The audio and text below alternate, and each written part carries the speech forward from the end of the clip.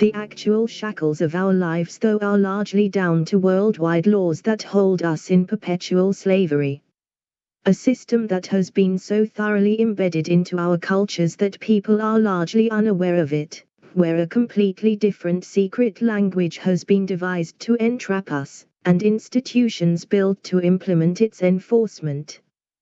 This legalese language is a combination of Latin and twisted English, where we either don't speak Latin or assume the English words to mean what they say in our dictionaries.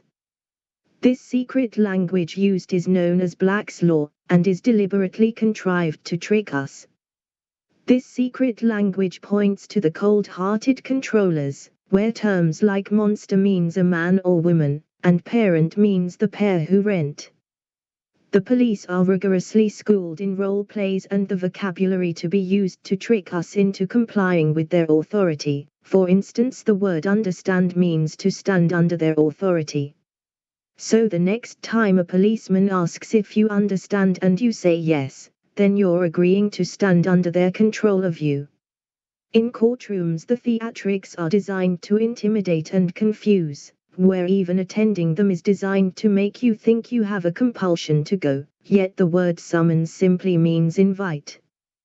The judge will use aggression in certain circumstances to try to intimidate someone if they dare to invoke the law, all part of the pantomime of control. The biggest trick played on us, or more specifically our parents, is the registration of our birth. Most of the terminology used has maritime connotations, which is no coincidence, as all of us across the world are deemed flotsam and jetsam, abandoned at sea, using terms like dock and registering.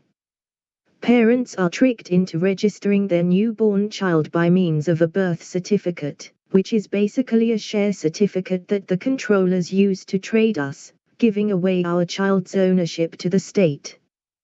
The tiny fraction of 1% that are the public face we can see of this dark control system is, at the moment, represented by the World Economic Forum, a wholly unelected private billionaires, trillionaires club, that masquerades as the upper tier of international authority.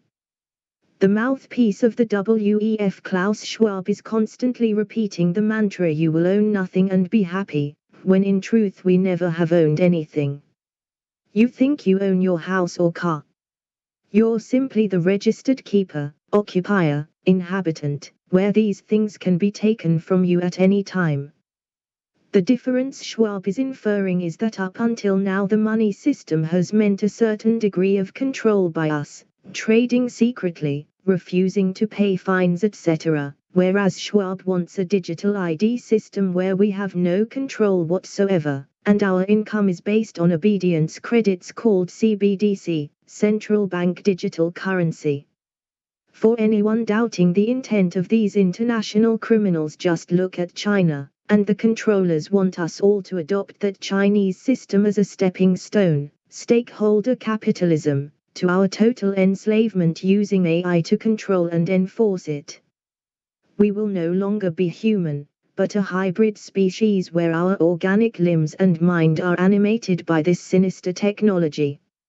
I think it's fair to say that the vast majority of those of us who see through this deception and have broken the programming, have been ignited since 2020.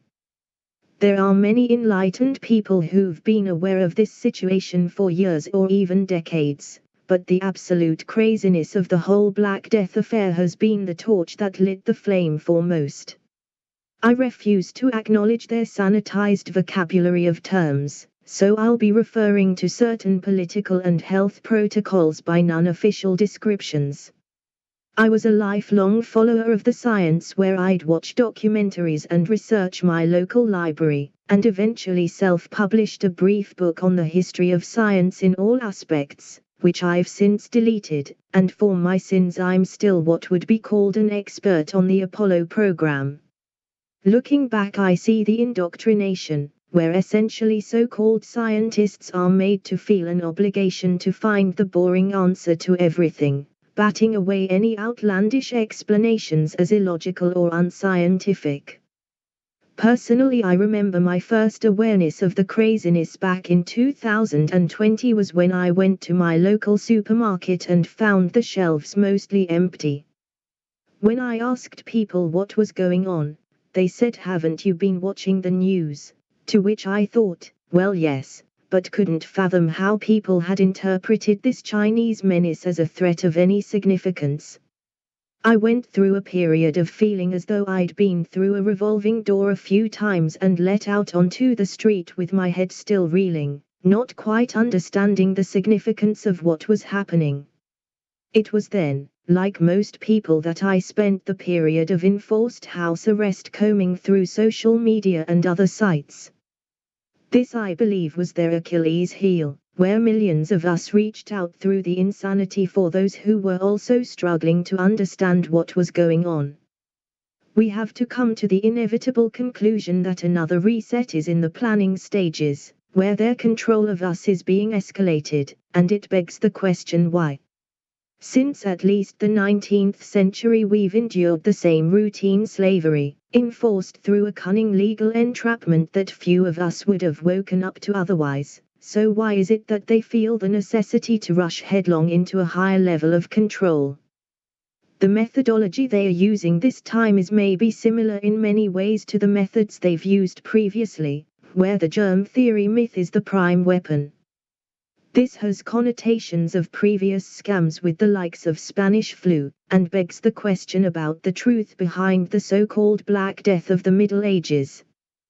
This time around, though, the sinister merging of biology and technology permeates everything they push, where the goal is to make us nothing more than organic robots enslaved in 15-minute cities. And this long-term planning is now apparent in civic programs like the pedestrianization of towns and cities, speed bumps, and the deliberate neglect of roads to make driving as inconvenient and expensive as possible.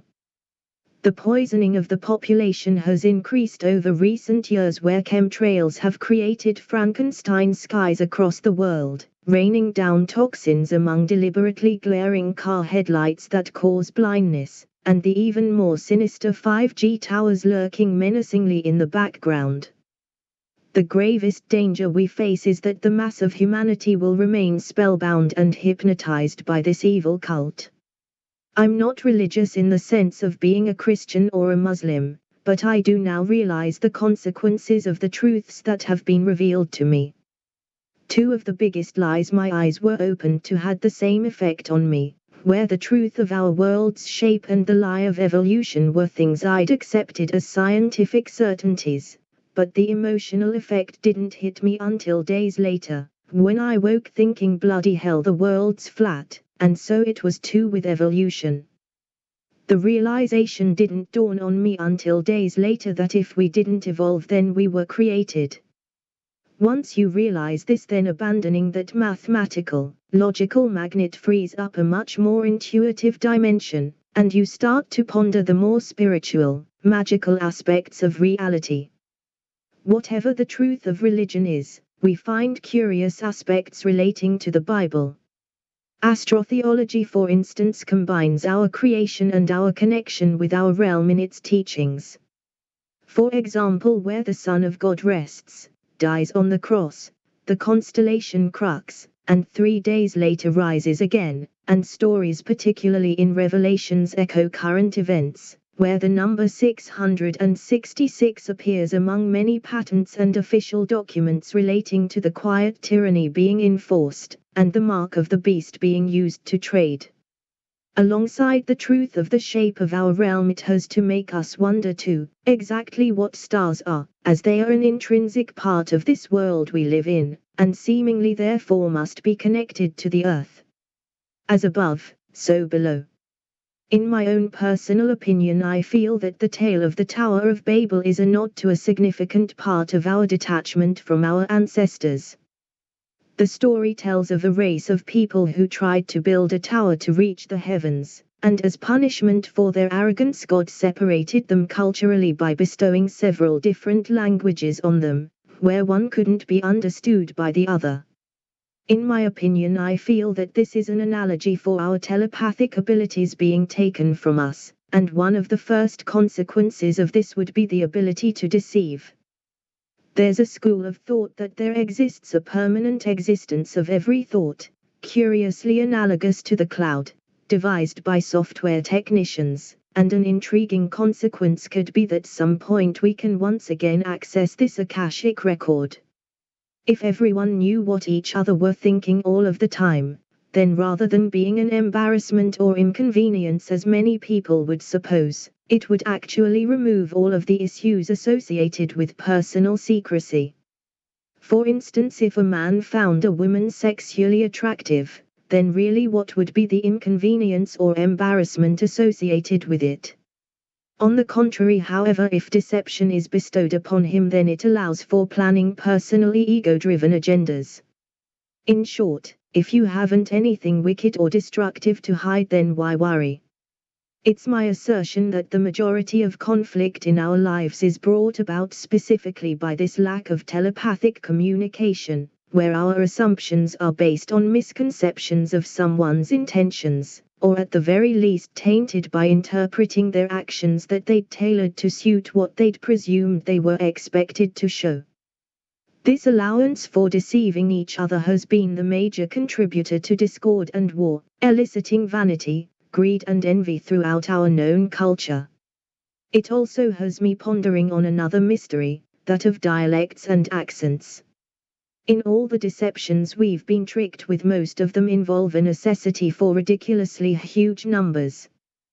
We are told we can't see atoms because they are ridiculously small, we can't see stars because they are ridiculously far away, and that both geological and biological advancement has been the result of a ridiculously huge period of time.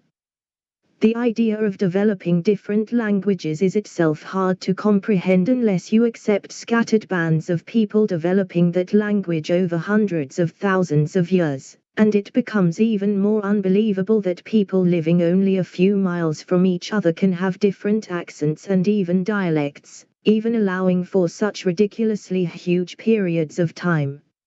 If evolution itself is preposterous, and it is, then how can this anomaly be explained? I'm not buying it.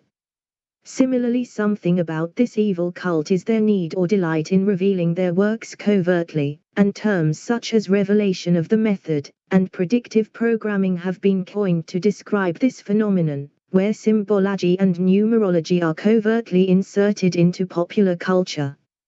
My own opinion is that authors who have produced prophetic works of literature have been given a narrative and characters to expand upon. What I mean is that Aldous Huxley didn't write Brave New World, George Orwell didn't write 1984 etc. And I would even dispute whether some of these authors even existed at all. It would be impossible for a disparate band of people to somehow concoct prophecies that would eventually point to intended reality.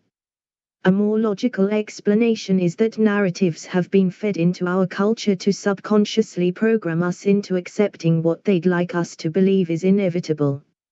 Some believe that it's a part of their character, where they escape the consequences of punishment in the afterlife by convincing themselves that they told us what they were planning, and so the consequences are our fault for not protesting against it. The purpose I personally feel more significant is plain and simple sadistic gloating. Maybe the most prolific of these messages involves the events surrounding 9/11, where feature films, magazines and cartoons all had hints inserted into them in advance, where a plane would be flown into the Twin Towers, or signs in films had warnings placed discreetly in the scenes.